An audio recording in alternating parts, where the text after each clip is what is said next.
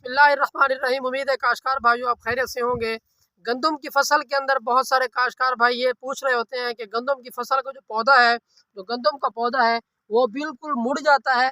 जब वो मुड़ता है तो उसका जो दरमियान वाली जो उसकी वेन्स हैं वो बिल्कुल खुल जाती हैं, यानी कि उसका जो अंदर से वो है वो चीरा आ जाता है उसका, या इस तरह से चीरा आ जाता है, या फिर उसके पत्ते जो है वो मुड़ जाते हैं, या फिर इस तरह से होता है कि उसका पत्ता ऐसे लगता है जैसे मुंह के अंदर किसी ने डाल के उसको चबाया हुआ हो, यानी कि वो मुड़ जाते हैं। जब मुड़ते हैं तो उनका फोटोसिंथेसिस का जो प्रोसेस है वो सही तरह से नहीं हो पाता, और उसके अलावा उसका जो ये जो वेन्स हैं ये बिल्कुल इस तरह हो जाती हैं, दरमियान से फट जाती हैं, चीरा आ जाता है।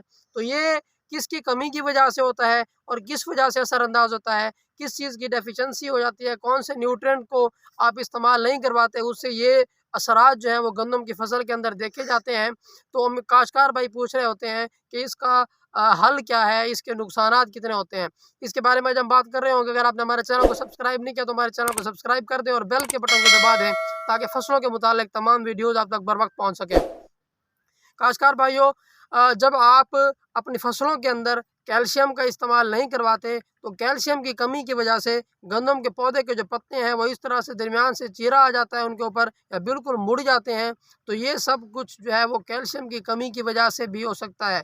जब आप कैल्शियम का इस्तेमाल करवाते हैं तो कैल्शियम की कमी से जब पूरी हो जाती है, यानी कि कैल्शियम की कमी नहीं होती, तो आपका पत्ता जो है वो बिल्कुल हरा भरा रहता है और बिल्कुल सीधा रहता है और सही तरह से फोटोसिंथेसिस कर रहा होता है और उसकी खुराक बन रही होती है।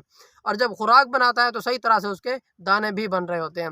इसी तरह जब कैल्शियम की कमी होती है तो फिर इस तरह के अलामात जो हैं वो देखी जाती हैं। तो इसको आप जिप्सम का इस्तेमाल करवा के, यानी कि साल के पहले अशरे में आप जब आप जिप्सम का इस्तेमाल करवा लेते हैं तो जिप्सम के इस्तेमाल से आपके फसल के ऊपर जो है वो कैल्शियम की कमी नहीं देखी जाती।